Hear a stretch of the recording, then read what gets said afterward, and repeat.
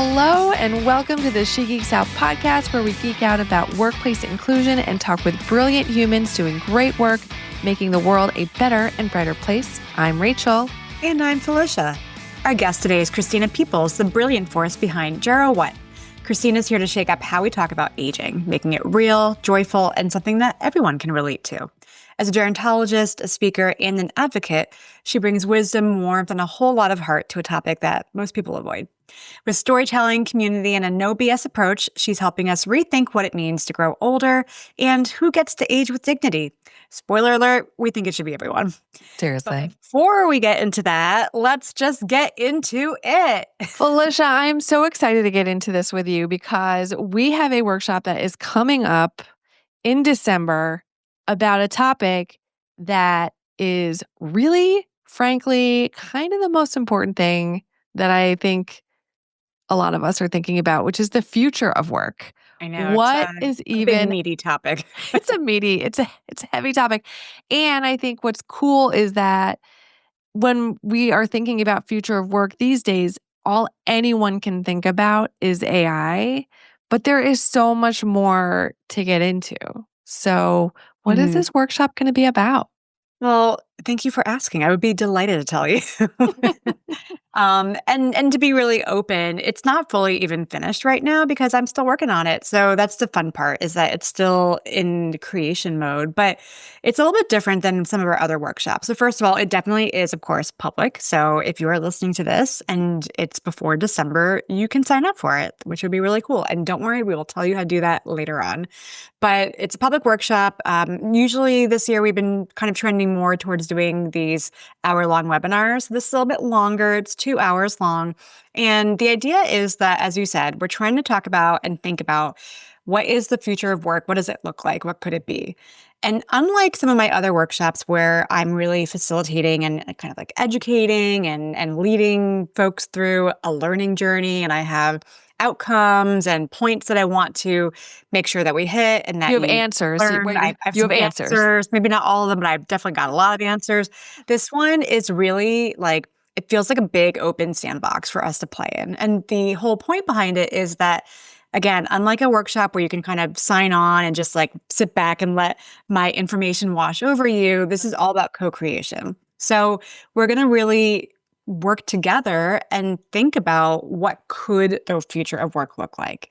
And that's exciting because I think that a lot of times, especially this year, we're sort of locked into this cycle of like negativity and fear and stress, and not downplaying any of that. That can be really valid. That is really valid. And I think for a lot of people, when we're talking about work, we're talking about feeling burned out. We're talking about being stressed out because a lot of changes are happening. We're talking about feeling like you don't love your job, but you really can't look for a new job because the hiring market really sucks right now.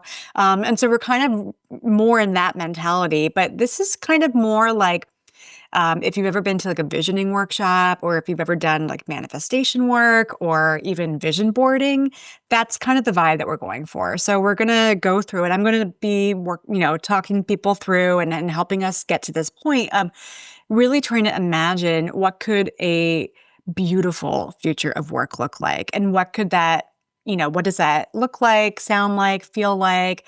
How does that impact our schedules? What are we working on? And we're going to kind of go through this exercise together. And so it's going to really be a group exercise around really utilizing our imagination and our creativity. So I don't know, Rachel, what do you think? Are you ready to sign up for this workshop? Yeah, I mean, I think it's really important. It's really easy and it's so understandable for us to be in a headspace of anxiety because there is so much unknown. And I think one thing that is really interesting to explore are some things that we can sort of make some assumptions that will likely occur in the future. And then there's stuff that's just like, what we have no idea what could happen, right? I mean, are the aliens going to come down? I don't know. So, for example, you know my thoughts on that. I know we know. Listen to another episode of the latest one with Cindy Aker on that one. But in all seriousness, whether it's climate change or AI or whatever's going on politically, there is so much uncertainty. So how do we ground ourselves and how do we create an opportunity for us to just not sort of spiral down into this like vortex of like everything is going to go to pot and it's all going to be bad, to being like, okay, well, maybe with all of this uncertainty, maybe there will be systems change and maybe there will be an opportunity for us to co create a world and a workplace that really works for all of us, which has always been our mission anyway. So I'm really excited for it. I think that there will be some really cool conversations that come out of it, perhaps some tools and some frameworks that folks can use and take it back to their teams and really kind of amplify this idea so that we don't just sort of spiral as we enter 2026.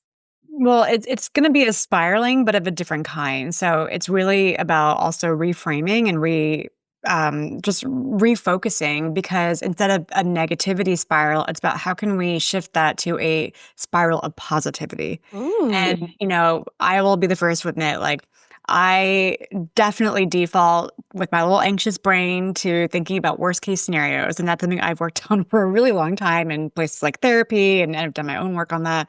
And it's hard to unlearn that kind of thought process. But the big shift that I always think about is that reframing of it, which is instead of thinking to yourself, what's the worst that could happen? You flip it and you say, what's the best that could happen? And that's really what we're going for with this kind of a workshop. I'm into it, as you know, and I feel very, very fortunate to have entered into this world with a very positive outlook on life. Now, don't get me wrong, there are moments, many, where, it's hard, but to sort of have that bent toward that. So I love our dynamic, and our relationship because I think we balance each other out, so Yeah, just in case you're listening, you're like, what are they talking about? Rachel is very positive. Now, again, not 100% of the time, all the time, 24/7, for sure. Especially, it can be tough in times like 2025. But you definitely, since I've known you for what, it's been over 10 years now. Wow. You are so like one of the most consistently optimistic, positive people I know. And I'm like the Debbie Downer. I'm like, well, sure, but have we talked about the aliens, or have we looked at this, or have we talked about this? And it's definitely, I think we both maybe rubbed off a little bit on each other. We're balancing each other out a little bit, but I'm not trying to bring people down into like, the depths of where I can go to. But it is something around how do you, we talk about this in our work in general, which is like how do you hold space for multiple truths? And I think this is one of those examples where it's like, okay, we're not going to discount where we are right now. Or, I don't know who's going to be part of this workshop ultimately. Everyone's going to be coming in from their own lived experiences and their own things that are going on. And gosh, we're recording this in early October. I don't even know what's going to happen in December. Like, so I don't know. I don't know where we're all going to be. But at the same time, while we're not going to discount that, we're not going to wallow in that space either. And so it's really about having that balance between it. And, you and I have been exploring, especially in the last couple episodes of this podcast, that idea of like really mentally thinking about how to, put our intentions out there and really think about like what it is that we want to see in the world and how we want to be. And there's so much emerging like research and discussion and discourse around that idea of like, if we can, envision what we want, that helps us get there. And if we're envisioning a bad place, then we're going to be more likely to get to a worse place. If we can envision a better place, then maybe we can get there. So that's yeah, I love that because it's like the worst case scenario is that you're living in a world like your brain is like, "Oh, maybe this will happen." And if it doesn't, well, at least you spent a lot of time in your sort of happier place, not just feeling all the anxiety all the time, right? Because that's not fun. I have a quick question for you on this note. It Ooh. sounds a little bit out of left field, but I am curious. Have you seen? I don't remember the name of it off the top of my head, but it's a relatively recent documentary about Arnold Schwarzenegger. No, I haven't, although I would probably watch it. I have such mixed Yeah, feelings. it's really interesting. The reason I bring it up is because they do a lot of interviews with him, of course, and he talks at length about when he was younger, he decided that he wanted to achieve a goal, which I think at the first point was becoming Mr. Universe, I want to say. And he basically describes how he would like lay in his bed and he would envision himself, he would like mentally go through everything and he would visualize himself winning this accomplishment. And then he basically talks about how every single thing that he's done in his life, he envisioned it first. And it's a really interesting take on how to get to your goals, which I don't think a lot of people really talk about from that perspective.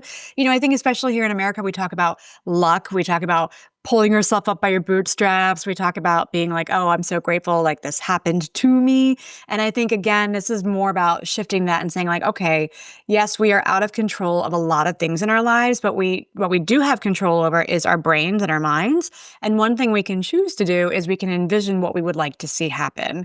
And again, like just really putting that positive energy out there. Not to go full woo woo, but again, we're flirting with it. But put that positive energy out there and really kind of think about like what could that look like.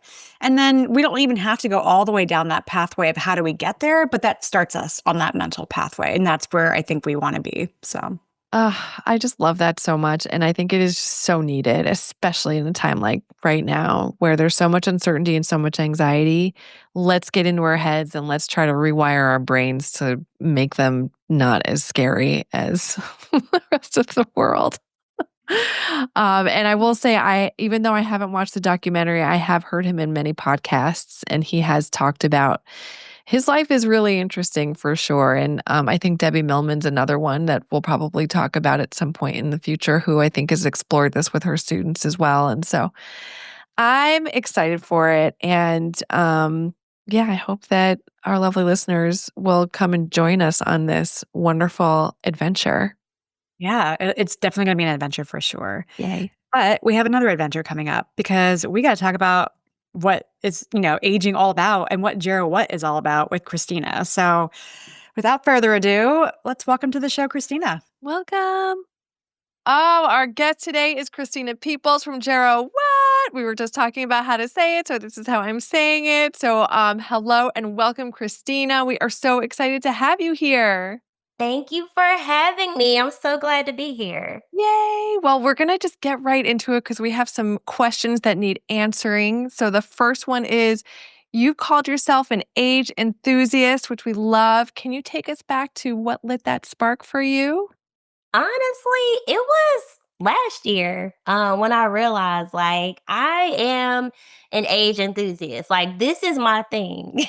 I'm super energized when I talk about aging. I light up when someone says, "Oh, I never thought about that." And I feel like every single day I see a new angle, a new story, like another way to make aging real.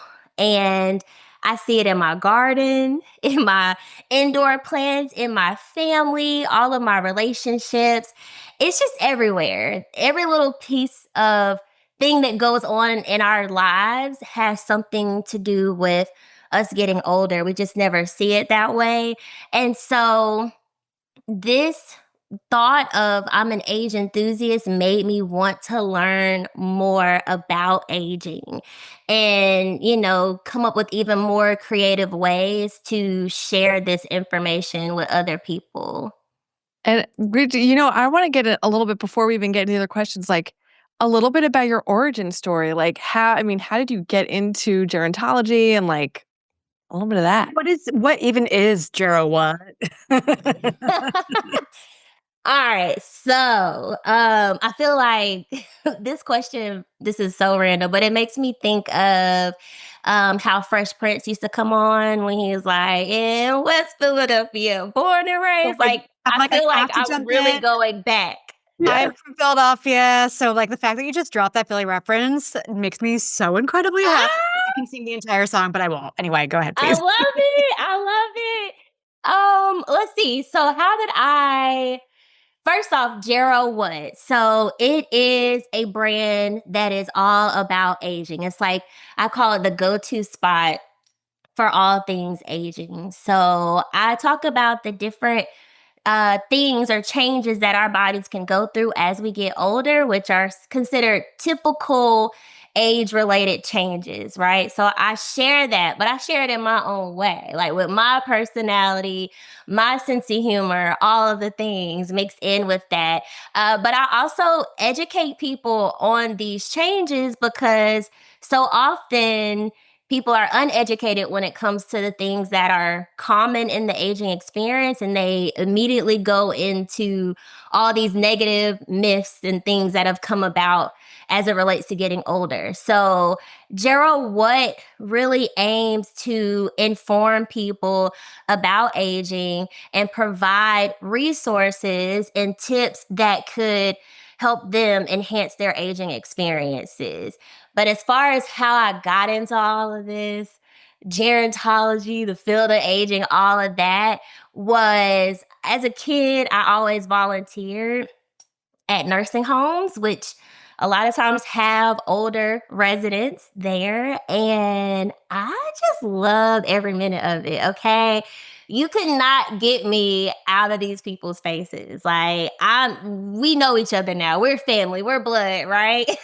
So I loved it. And I really feel like I was born with that. Cause I don't know, like just the way I would gravitate towards older people, like it just had to be something that was like innately in me. But as I got older, I knew like I want to work with older people. I didn't know what that was going to look like initially, but when I got to Winston-Salem State, that's where I went for undergrad. I was like, oh, I'm gonna be a nurse. That's it. I'm gonna be a nurse. I'm gonna work with older people. We are good to go. But I didn't get into the nursing program. And so it was like, well, now what am I going to do? How am I going to do all of this? And one of my friends told me about the gerontology program.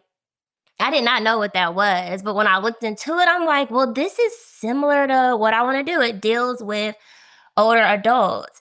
And so I changed my major to gerontology, and that's really all she wrote, right? That is how I got into this field. And for those who don't know, gerontology is the study of aging, and it really looks at the biological, the psychological, and the social aspects of getting older, right? And I just did a reel the other day where I was like, people hear that word and they instantly think old age.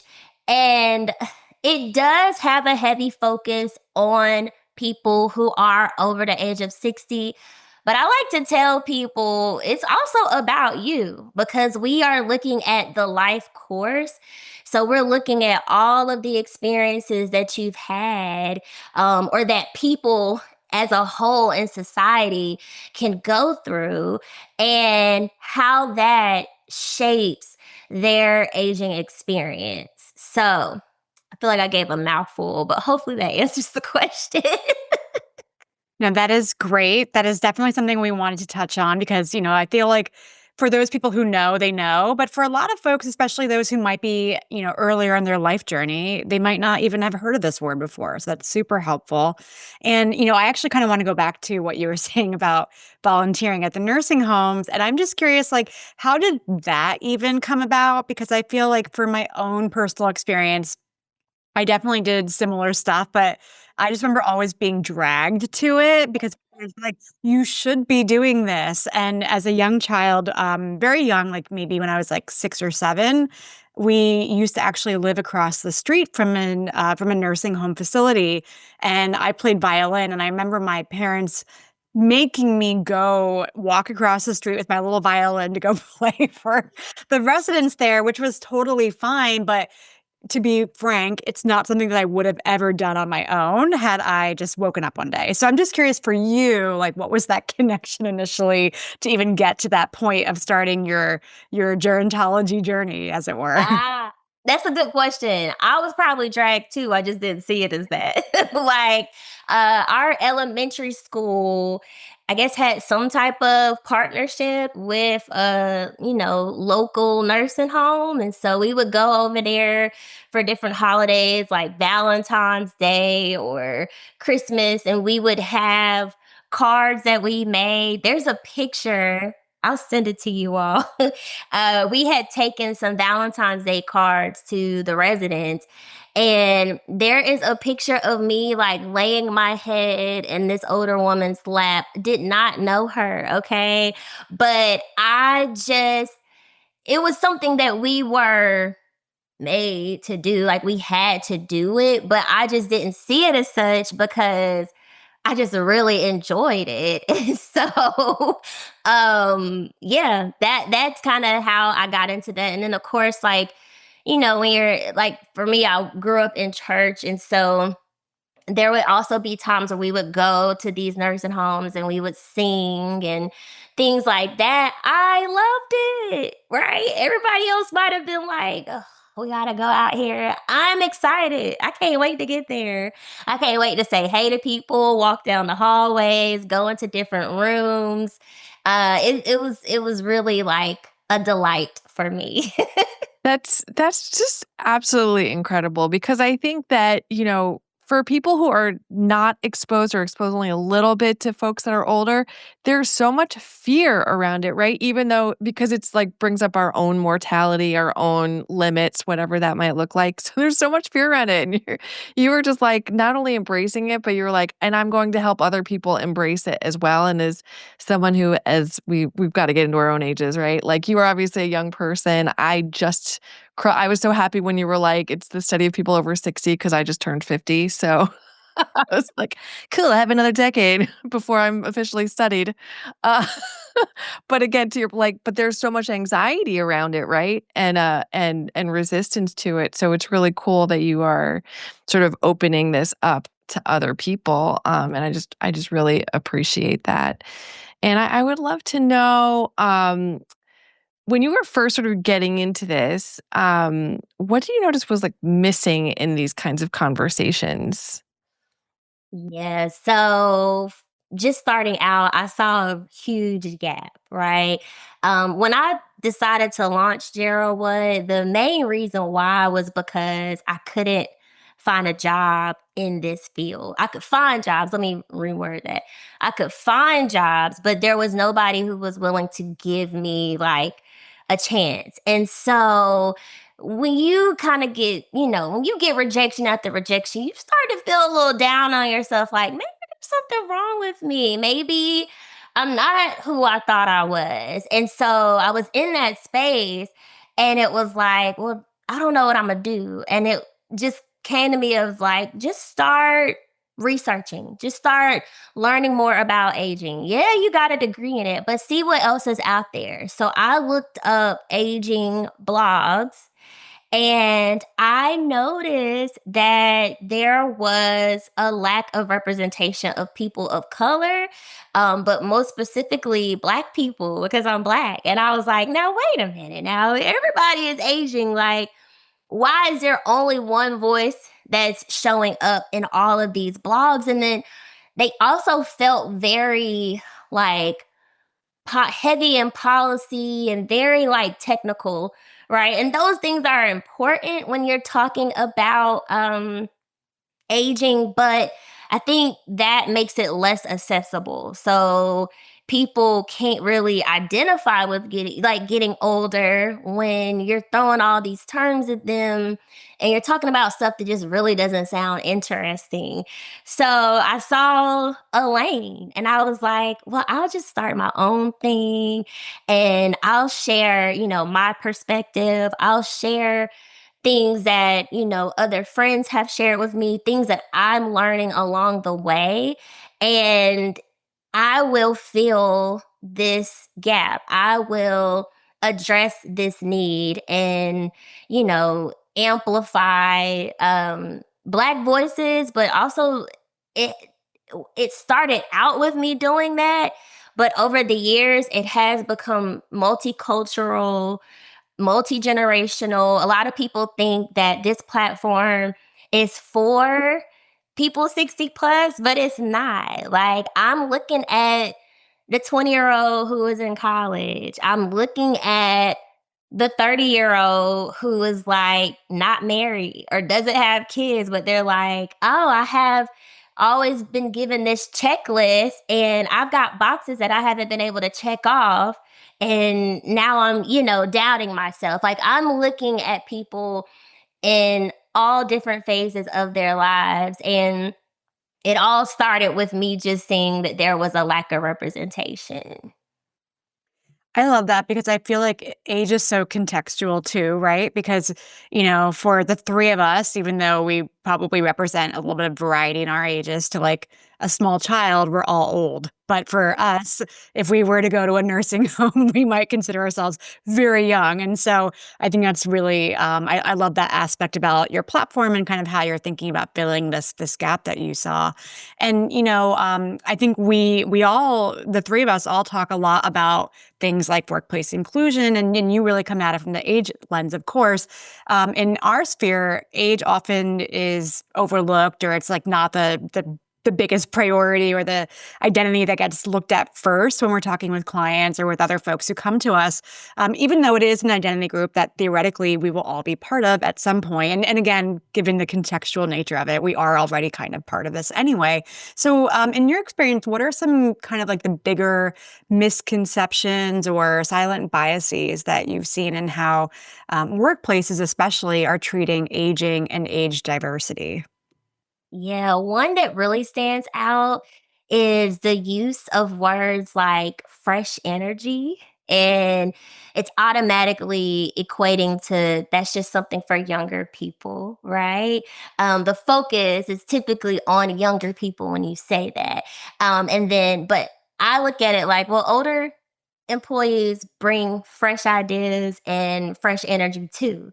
And then there's that assumption that older people lack adaptability while younger people are innovative. But innovation is more than age, right? It's more than chasing what's new. Sometimes innovation is reusing information that you've had but giving it a new spin. But I think fresh energy, innovation, things like that are oftentimes only being equated to, or only when those words are used, a lot of times people are looking at someone younger. They don't see it as something that an older person is capable of having. And that is not true, like I said. So that's one thing that has, really stood out to me because I have met so many older people who've been adapting their entire lives. We adapt when we don't even realize we're adapting. You know what I mean? And so just to have that perspective and apply it to everyone and make it so general, it's like now we're limiting people. We're blocking people from being their, reaching their maximum within a workplace, basically. Yeah, I agree with that so much. We certainly see that for sure, and it's just so funny. I keep thinking about how like it's just this like anxiety about for when you're younger of like what's gonna happen when you're older. Like I'm just imagining like, when people are like, "Oh, you're not gonna be this," or it's not even anxiety. Maybe it's just like just this lack of awareness of like what their lives are gonna be like in 10, 20, 30 years, right? They're like making these wild kind of assumptions. So I'm so glad that you're there to break some of those myths and help younger folks think about what their lives might be like, even though it's kind of wild to think about what the world will be like in 30 years, but that's a whole other podcast episode. Um, but we sort of touched a little bit on this based on some of the work that you've been doing, but I would love to hear a little bit about sort of the intersectional nature of how age discrimination can show up. So, for example, we might see something different for how a Black woman in her 50s might be treated versus a white man in his 50s.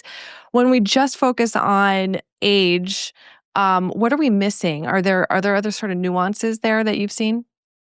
Yeah. So aging is very complex, right? there's this song. It's like there's levels to this. There's levels to aging. There's layers to aging, right? So when you think about intersectionality, which is looking at the overlapping identities, you've got age, you have race, gender, education, religion, like all of these different things that are how you're identified, but they're also at times working for you, sometimes working against you. It just depends on where you are, right? But overall, people don't see how deep aging is. Like, it's not a surface level type of thing. And so when you think about a Black woman who is in her 50s, right? She's going to face the stereotypes of being older in her 50s, if people perceive it as such. It just depends because, we've already talked about this. But so it could be stereotypes related to her age, it could be stereotypes because she's a woman. And then there are the stereotypes because she is Black. And I read this article a few years back. There was like a short study that was done where they had interviewed I think they interviewed like white people and Black people, and they were asking about ageism. And one of the participants who was Black was like, well, I don't really know if I've experienced ageism because I have been experiencing discrimination since day one. As soon as I came out the womb, like there were already things working against me. So I can't pinpoint if the discrimination was my age, if it was my race, if it was my gender, was it all three? Like, it just shows how complex it really is. And then when you look at a white male who's in their 50s, there could be the discrimination based on age, but then there's also more privileges that have been experienced as well. So he could be in a room full of younger people and feel like the lesser of it, right? Like, they have all these ideas and maybe I don't have anything. Like, there could be those moments where he could feel inadequate. But overall, within that workplace, when you're thinking about all of these layers, who is closer to power and privilege, who is furthest away, based on those layers, is what's going to play a part in all of this. Does that answer the question? It does, and in fact, I was thinking about this as you were saying this, is the other piece to this too is that for in that sort of scenario, for that gentleman, he that might be the first, as you kind of were alluding to, is the first time that he might ever really be experiencing some form of discrimination as opposed to maybe other folks with other different identities. So that is like that hits in a different way, right? If you've gone your whole life without sort of really experiencing any sort of discrimination that you could sort of feel, and then all of a sudden hit an age, ageism might be like, whoa, that's the most important thing ever, as opposed to all the other things. So thank you for sharing that. Yeah, and I think it's like, the context piece is still so important too, because like you mentioned earlier, how, fresh ideas and things like that. And I'm sure Rachel feels the same way too, but like I know we both came up in the tech area, and that was a huge issue where it was a constant struggle because fresh-faced new grads right out of college were viewed as like they could do no wrong. They had all the ideas, and a lot of times our ideas were fine, but a lot of times they were like not great. And it was just because they were new that they were elevated. So that's one context. Another context is cultural. And so I'm curious, in your experience, how have you seen different cultural or even like generational values shape the way that people are showing up at work, or even how they're seen by others? Because, we talked a little bit about intersectionality, but then there's also a cultural element that we're going to layer on top of this as well. Are you seeing differences there? Yeah, that's definitely another layer, like you said.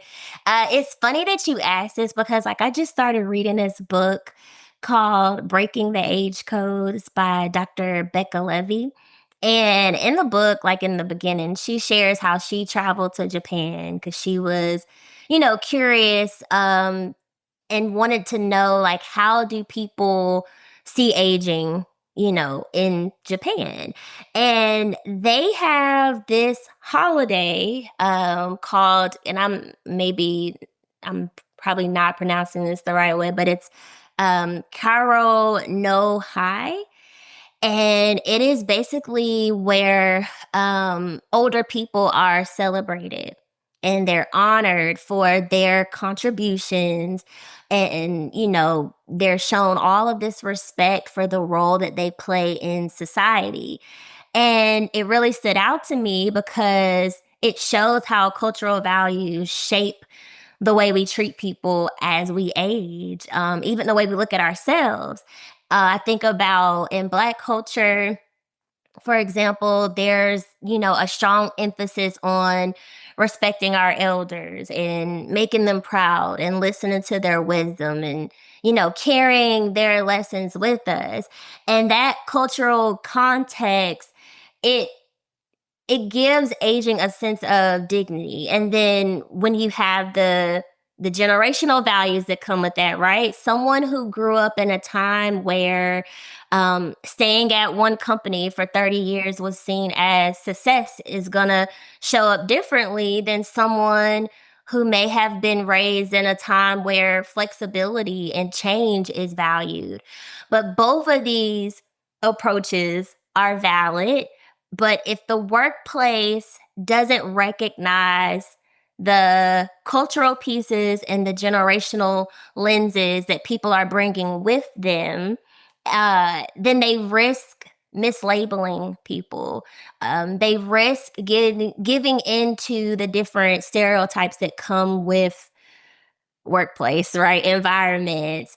And so just thinking about that, thinking of the cultural lens and who I am outside of work and who I'm bringing into the workplace and how I'm going to interact with the 50-year-old Black woman that we mentioned, the 50-year-old white male.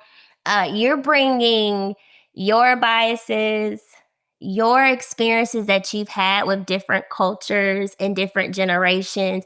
You're bringing all of that into this workplace. And it's important. Like I tell myself this all the time. It is so important to become aware of those biases because there's no way around not having them. Like we also in this book, we have them, we start developing these when we're like 3, 4 months old. We start developing certain biases. All of it is a lot of times unconscious, but it's traveling with us. It's there's this term, I don't think it's official, but it's called stereotypical baggage. We're bringing that baggage with us. And so in the workplace, it is so important that we become aware that we are carrying those things and that we do not allow it to mix with how we are treating people, who we're giving the opportunities to, who we are seeking help from, all of the things. Yeah, I love that and I love that term stereotypical baggage. It's such a good one. We'll definitely put that away in our little toolbox for later. I was thinking a lot as you were sharing just now about a former coworker that I used to have back in the day at a tech company that I used to work for. And, when I joined, I was probably in I want to say like early 30s maybe. And she was maybe in her 60s. So again, older, in this age range that we've been talking a little bit about. And I still remember how we had a new manager who was a guy in his 40s or 50s. And he struggled a little bit at first because he was trying to manage this coworker of mine as if she were me, as, right out of grad school, like eager to get ahead, wanting to climb the career ladder, wanting to get ahead and like take on big projects. And she was like, I'm cool. Like, I'm good. I just want to do my job. I don't want a promotion. I don't want to get ahead. I've got a 5-year plan and it's going to be coming, going to be getting out of here at some point. Like I'm going to go to retire. Like I do not want to move ahead. I just want to be left alone to do my job. And we shared an office, and this is why I knew a little bit more about this than maybe I would have typically. But I just remember her always complaining to me about the fact that she was like, oh my gosh, she just doesn't get it. Like I don't want to like take on any stretch projects. Like I just want to do my job. I mean, he finally got it eventually, but I think that's another thing that comes up a lot for people where they're like, hey, like I'm good at what I do. Just let me, do what I do. Like stop trying to manage me up or, stop trying to push me because like I'm actually looking to a different pathway forward, not necessarily what other people are looking for. So just wanted to share that because that was kind of like percolating around in my head. I was having flashbacks to being 30s and listening to my coworker. No, that's a good example though. Like that is a really good example. There's that assumption that everybody wants to climb that ladder. Yeah. Everybody wants to get to the top, but no, there's some people who are content with where they are, and that is okay. But yeah, I do, to that point, to that example, you see that a lot where there's the assumption that someone older may not want to be, elevated to the next um level or whatever. And then there's the assumption that there are younger people who do, but approaching any employee in the workplace means that you have to look at that individual. You really have to get to know that person. You cannot assume that the playing field, everybody is like in the same mind space or head space, because that's not true. Christina, you just answered the next question I had for you. What? That was so good. It was perfect. Um, and I do want to like officially ask it to see if you want to expand on it. But I also was thinking a lot about what you were saying, and Felicia, thank you so much for sharing that story too, because I think it is really important. I was thinking contextually too about how the stereotypical baggage and how we've all been socialized and, from such a young age, right? And I'm thinking about like, for some reason, Golden Girls has been like popping up in the zeitgeist recently. And so one way that's been popping up is like, they've been, the whatevers have been talking about how the Golden Girls were actually like, in their 50s. Like that's what their age was. And you look at them now and you see women now in their 50s and it's like, what is even happening, right? Like it's such a huge difference. And then I think a lot about, because I'm like this gray hair lady now, right? I decided to stop coloring my hair, and I rail against the fact that like so many women are still dyeing their hair that are, celebrities. Like my one who I just wish that she would stop dyeing her hair is like Julia Louis-Dreyfus. I'm like, I know you are not. I know you do not have black hair anymore, and you literally dyed your hair in a television show partially gray, or in a movie partially gray, to look older, even though I know that that's probably closer to your natural hair. Anyway, it's fine. It's my own issue. But my point is that it feels like it's not only like we're socialized at these young ages, but it just gets reinforced through all of these behaviors and everything that you're saying. So it's just this like terrible loop that we find ourselves in.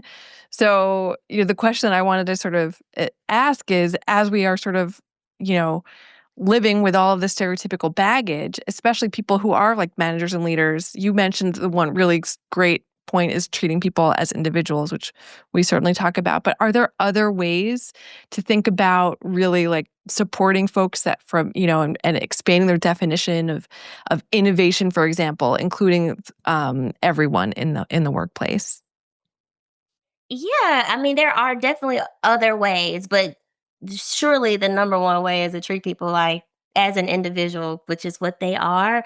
But also, like I had mentioned, the awareness. I think we lack a lot of awareness, right? We're never really thinking about what we're thinking about, or thinking like, now if I say this, what will really be the outcome? I think a lot of workplaces, there's so many personalities. so many backgrounds, just so many things. But rarely do you see people truly trying to connect with each other, really having those like intergenerational connections, where you have someone older connected with someone younger and they are both exchanging their fresh ideas, right? Their fresh energy. They are having this exchange with each other. And as far as like the piece where, leaders can expand, if they focus on how to get their employees connected and if they see the benefit of the connection. Like, I do think that they have to see that there is a benefit of intergenerational connections and there is a benefit of having that exchange. But I do believe that if they did this, this could really dismantle ageism, which is oftentimes like the root issue. There's other issues, there's other biases, that come with it. But ultimately, in the workplace, a lot of times it is an issue with age, and how we perceive aging. And so we tend to look at curiosity as an example, as something that only young people can have. But if we look at it as everybody is curious, I haven't stopped being curious. Have y'all stopped being curious, right? So we all remain curious a lot, like throughout our lives. It shows up in different ways, so it may look different than what it looked like when we're 30, and it may look different than what it looked like when we're 20. But if leaders created an environment that brings about curiosity, being open to direction, and not looking at it as, oh, this young person is giving me direction, right? Being open to that and being open to when someone older is giving direction, and looking at innovation as something that is available across all ages, then you won't see all of these workplaces just heavily focus on youth. You'll see that there's now this environment where it's really, truly age inclusive. I love that. One thing that comes up for us sometimes when we're working with clients is also like from a just like low level practical tip. I actually was just talking with Rachel about this the other day. We were joking separately. Is just like take out dates from things like a job or like a resume, because it's so easy, even if people don't intend to discriminate based off of looking at when someone graduated from a higher ed institution, for example, right? But yes, like I think the mindset shift is a huge one, because we have to really just like get into that mentality of being more open and less, restrictive. I have a question that we did not ask you in advance. And so if your answer is no, I'll just continue on. But I am curious if you saw the movie The Substance. No, what is that about? So definitely watch it. It's Well, called The let me roll Stump. back a bit. So it is a like it's a bit of like a body horror movie. It came out last year, I think, and it's with Demi Moore and Margaret Qualley. And basically, just as like a quick TLDR overview, Demi Moore is this like beautiful fitness instructor, and she's got like a hot body, and she's super popular. She's like a big star. Her face is in all these billboards, and then she's like getting a little older, and she gets kind of pushed out in favor of like different different younger whatever. So she gets told, and it's a whole thing, it's all about aging, and she gets sort of like given this heads up that like, oh, if you go to this like really sketchy warehouse and like pay some money and get the substance, and then like it'll like make you feel young or whatever. And then it goes into this whole thing. So I won't go too much deeper because if you do end up watching it, like you'll want to watch it. And then some people who are listening may not have seen it either. But it's just this whole dynamic between like old, like youth and age, and like the struggle between that. And it does get very much into like body horror type stuff. So if you do not like that, then it's not the movie for you. I will admit I did not love it because it's not totally my jam, but it does present a lot of interesting sort of like conversation around this idea of like the struggle between youth and age, and like what we've been talking about already around like the process of aging. And so I was just asking that because this was going to be my lead into my next question, which I will just go to now, which is what are some ways that we can support ourselves and each other when we're noticing things like shame, fear, self-doubt? And for those of you who have watched The Substance, so we don't have to go take some weird thing and like rip ourselves apart and like, remake ourselves as we're aging. We're not forced to like feel like we have to dye our hair unless we really want to, or that we have to, wear certain clothes. Like I'm a millennial woman and I'm like, I'm sorry, like, sorry, Gen Z, but like, I'm just going to continue to like, I guess, be an old lady now because I like my millennial outfits. Like, well, and I'm not going to wear tube socks. I won't do it. Yeah, sorry, won't do it. Grew up in the 80s, a lot of trauma around tube socks. Not going to happen. My ankles are out and proud. But how can we support ourselves? Like, especially when we're in spaces that do prioritize or prize youth. It's a tough struggle. It's not funny, but it's just funny because when you said that, I thought about that. Like, as a millennial, I've heard people come from the denim jackets, and I'm like, but I love me a good denim jacket. What do you mean?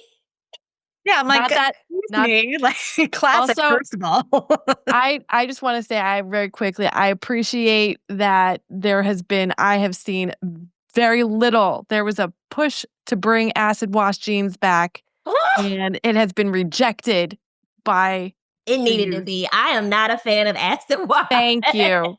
Thank like you. that's where it's like the youth needs to learn and listen and They learn. did. They Oh, did. they I did. feel like that was good. That was a good one.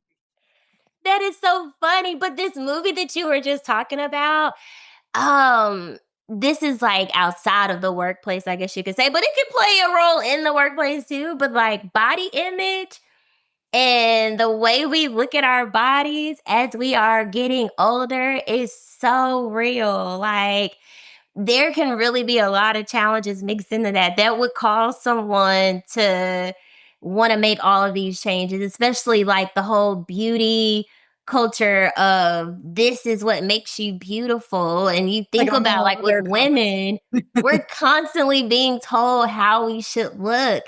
And when we don't look like whatever the standard is, now, hey, somewhere along the way, you messed up. You're not aging the way you're supposed to be aging because you shouldn't look this way. And it's like, well, yes, I should, because this is like how my body is aging. And I wish like I could just have a thing where I could just tell people over and over and over how unique our aging experiences are. And it's not a one size fits all thing, but we operate like it is.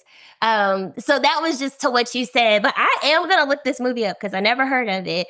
But to answer your question, I would say the first step is always gonna be to like name the thing. So whatever shame that you're feeling, or whatever type of fear a person is feeling as they're getting older, like name it. Just go ahead, say it out loud, because then we're not allowing those things to thrive. When we remain silent about whatever it is, like it's thriving and it's the thing that's in control. It's controlling our actions, our interactions with people, all of the things. So definitely, saying out loud, like, I'm noticing some changes, but it doesn't mean I have less to offer. And that's how we break those stigmas, right? I would say the second thing is to surround yourself with people who affirm you and remind you that you got the juice, right? You are of Right. You value. have to see the substance because you will listen back to this conversation and you will hear that phrase, you got the juice, in a totally different fashion. But yes, I'm so sorry to interrupt. But please watch and then come back and listen to this part again. I'm gonna watch it. Continue. I really will.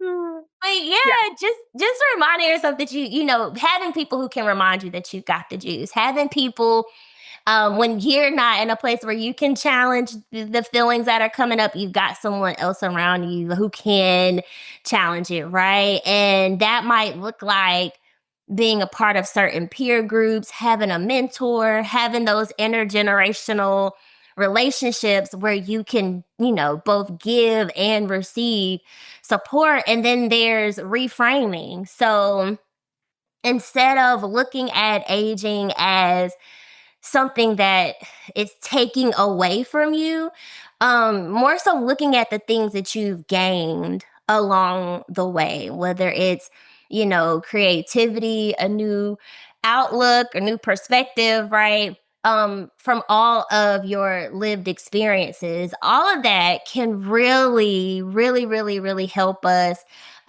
in professional spaces, but also like in our own personal lives. Oh, that's so good. Thank you for sharing that. And I have like one more question that I'm switching things up a little bit on you, Christina. I hope that's okay, but I feel like you can roll with it because you got all that juice. You know, I do.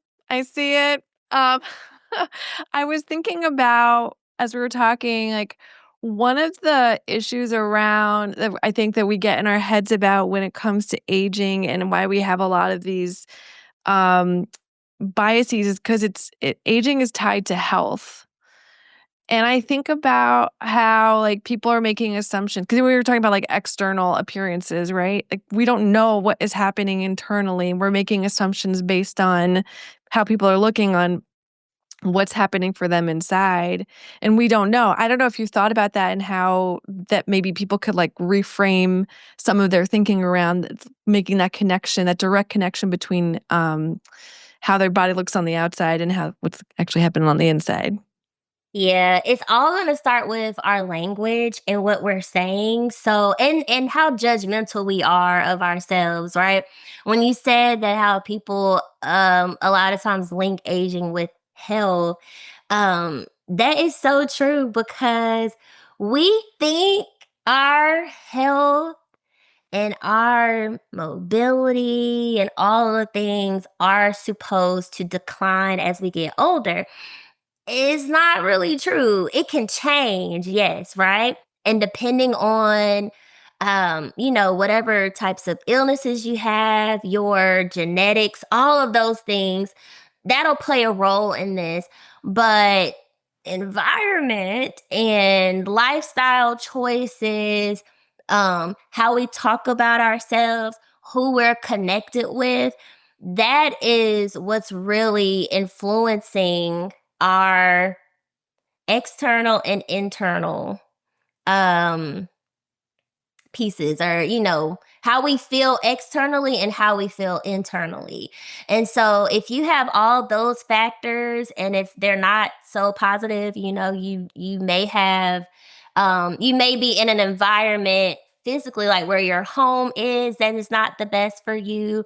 Your inside your home may not be the best for you. You may have some strained relationships going on in there. You may have clutter, or other things related to just mental challenges or mental illness or what have you. All of that is what influences our aging experience. It just goes back to what we've been talking about this entire conversation of how complex it is, and you can't really pinpoint one thing. And so, because of that, the easiest thing that we can do is just blame it on our age.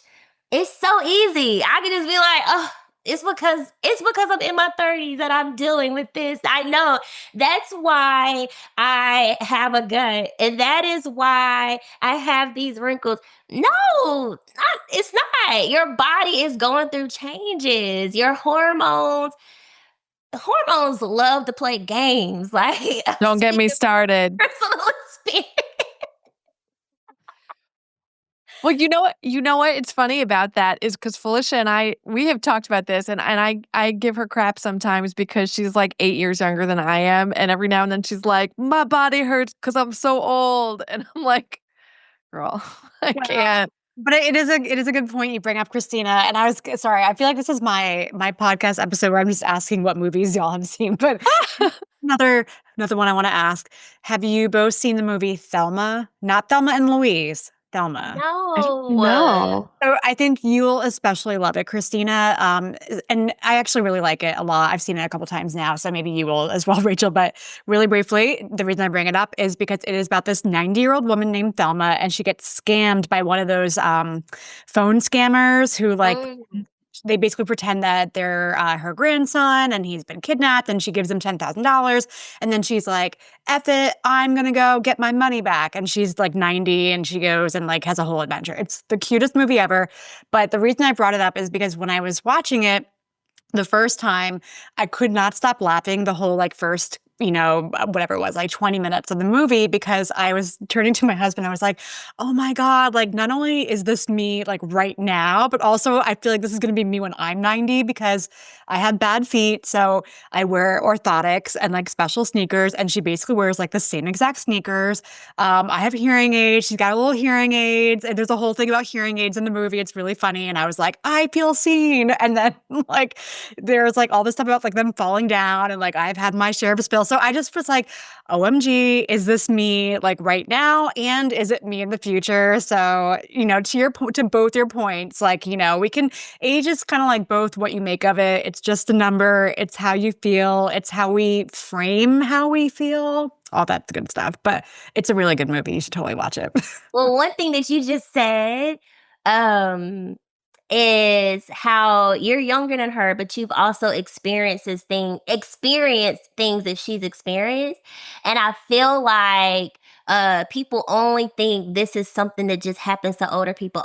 Only older people fall. Only older people need a hearing aid. Only older people need orthotics. But what you just said was so beautiful because that's not the case. And when people who are, younger feel like, "Ugh, I shouldn't have to wear orthotics, like I'm too young for this," and they start shaming themselves, that language, how they talk to themselves, all of that turns negative. If we were to hear more stories about younger people also having challenges, also having limitations or concerns that come up, that alone could really change how we look at getting older, because then it's like, oh, so it doesn't just happen. I always say people think that once you turn 65, as an example, that is when the aging experience begins. That's when you're aging. Mom is 67 now. She's aging. And it's like, but from birth all the way through, we've all been getting older. And so it's just the messages that have been sent to us from childhood on that are telling us what's supposed to be normal or whatever, right? But again, if we were to share more of those stories about our challenges, one, we're now, giving the middle finger to shame and judgments that we've had inside. And we're also opening that door for other people to have permission to do the same thing. So I love that you said that when you were making the comparison between you and Thelma. You have to watch it. I love her so much. I would be so privileged to be like her in my 90s if I get to that point. And that was something that was coming to mind too, was around that reframing piece. Is I just keep thinking of this phrase, like, aging is a privilege and not everyone gets to age. And to your point about that shame piece, I mentioned really briefly, and longtime listeners know this. It's no secret. So I am partially deaf. I do wear hearing aids, and I've been wearing them since I was 7 years old. So I have a lot of distinct memories of going with my grandmother to the same audiologist, sitting in the office and being, the only child there with a ton of older people, and then getting looks when they would call me in for my appointment because people would assume that I was just, keeping her company. But the reason I mention that is because it's been a very long time since I've been wearing hearing aids, and I've had a lot of time to get over any kind of shame or embarrassment. And I don't have any of those feelings now. But I see with my family members, like my dad, for example, who is in his 70s and, had to get hearing aids in the last several years. And like there's been a lot of resistance to it. And so it's actually been really helpful. Well, I don't know if he would say this, but I think it's been helpful that I can sort of say, hey, like, let me talk you through it. Or like, I can help, like we share, batteries, or like, I can help talk through like how stuff works, or, be more open with how I'm modeling my experience. And so I think that's another example of how like this intergenerational stuff can really help with people as we all go through our own processes of aging and what that looks like for each of us, which is, of course, it's going to be a very individualized experience, but there's so many commonalities across the board as well. So Absolutely. That's like a new way for y'all to bond. So, I don't think hey, he wants to bond in that way, I but know he fair probably point. doesn't. He probably doesn't. But and hear me when I say, like, when I share all of this, I always tell people I am not one to try to paint aging in like a super positive light, because it's not always positive. And so, what could be a challenge for your dad, like for you, you said it's no longer a challenge for you, right? I'm all for being empathetic when someone is now looking at this as like, hey, this is hard. So I don't try to, dismiss it. I don't try to be like, oh, come on. I just tell them, I share tips of ways that they can navigate like whatever that hard time is, or whatever feeling they may be having as it relates to their aging experience, because it's just not always positive. If you're used to life looking one way and now it's, gone left in your mind of what it used to look like, you can grieve that, and it's okay. That is also part of getting older. Oh, that's beautiful. Thank you for sharing that. And Felicia, thank you for sharing also. Really appreciate you. Well, our time is almost up. So we just have one final question. What's next? What's the vision for Jera? What? I got to say it twice. Yes. Yeah, just want to hear what your vision is, how you hope it continues to shape not just how we talk about aging, but how we really live and work across all ages.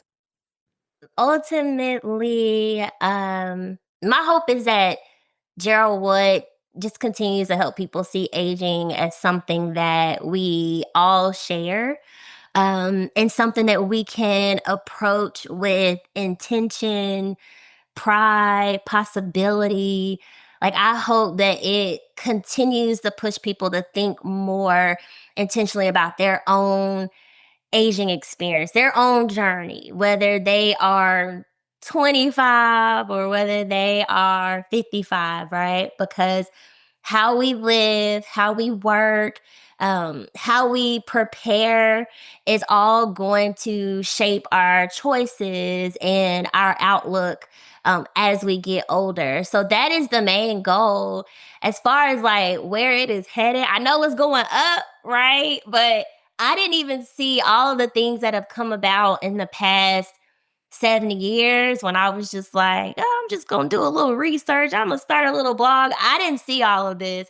So all I can say is like where it is headed. I know that it's going to elevate, but the ultimate goal is really to continue encouraging and empowering people to look at their own aging experience and figure out, how do I want this to look as I continue getting older?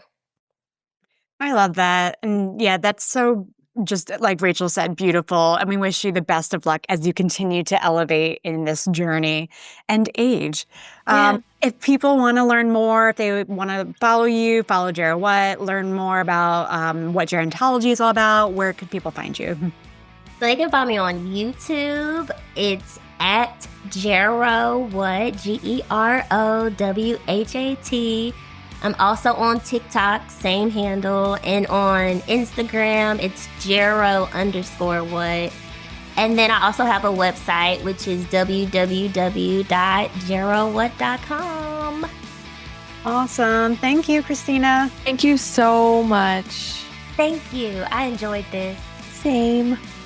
All right, we did it. That was amazing. And we sincerely hope that you enjoyed listening to our interview with Christina as much as we enjoyed the conversation. Yes, thank you so much for listening. And please don't forget to rate, share, and subscribe. It makes a huge difference in the reach of this podcast and by extension, this work. So visit us on YouTube, Instagram, and LinkedIn and sign up for our newsletter at inclusiongeeks.com/newsletter to stay up to date on all things Inclusion Geeks. And please don't forget to stay geeky. Bye.